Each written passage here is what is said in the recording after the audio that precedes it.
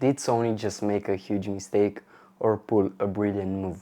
Introducing the FX2, Sony new Cine Line camera, or at least that's what they want us to believe. My name is Matei, I'm a 15-year-old filmmaker, and in today's video we are gonna talk about Sony's newest release, the FX2.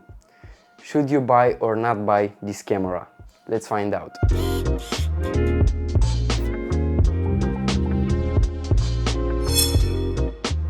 Recently there's been a lot of talks about the FX2, if it's good or bad.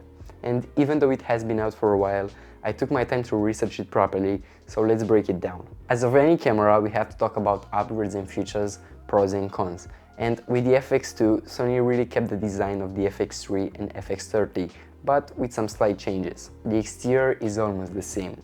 For example, the audio input and output are now outside, and the navigating buttons have been rearranged for easier use. Now, even though it looks almost identical to the FX3, it is 50 grams lighter, which I know it's not much, but hey, lighter is lighter. And of course, the digital EVF, which can tilt up to 90 degrees.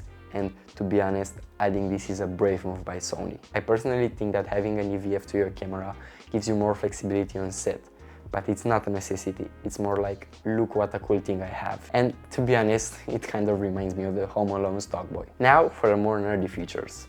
Sony really went all out creating this camera, implementing the best features from other cameras into one body, just like collecting the Infinity Stones. The FX2 has the A7 IV's full-frame sensor, with of course 33 megapixels, which makes it not only a cinematic powerhouse, but a good photography camera.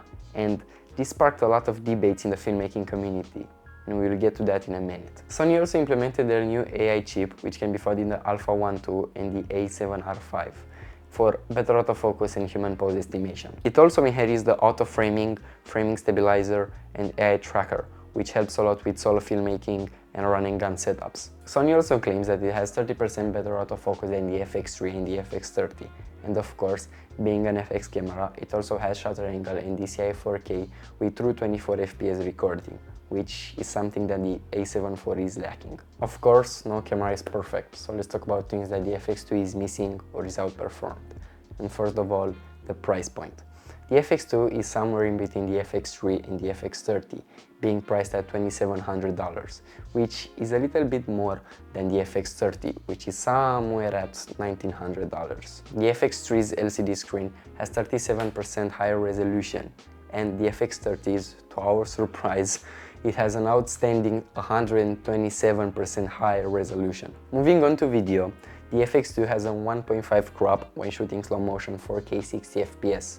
Which means that your 24mm becomes a 36mm, which is something to consider if you rely heavy on wide shots. Now, I can't argue about it much, because the FX30 has an APS-C crop sensor, which means that the 1.5 crop is constant on every setting. In my opinion, for night shooting and event coverage, the FX3 still wins easily, but for more controlled environments, the FX2 should do just fine. Rewinding back to what I said earlier about the debates in the filmmaking community, many will argue that by using the A7 IV sensor, the FX2 is more like a hybrid photo-video camera than a true Cine Line tool.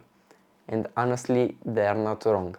But I think Sony knew exactly what they were doing. And yes, many people say that we didn't actually need a new FX series camera. And it's kind of true.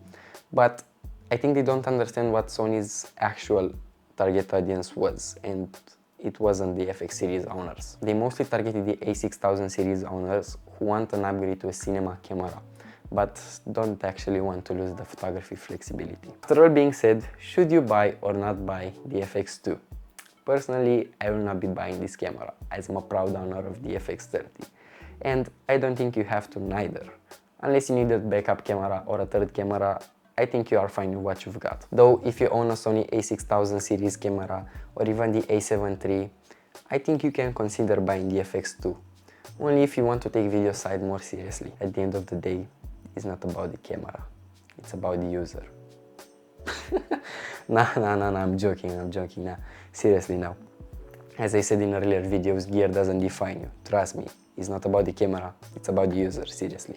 Now, if you wish to buy the FX2, it's a great camera with amazing features. Just do your own research before and think twice if you actually need one. If it doesn't seem right for you, maybe check out the FX30 if you are on a tighter budget, or even the FX3 if you care much about low light. Thank you for sticking till the end of the video with me.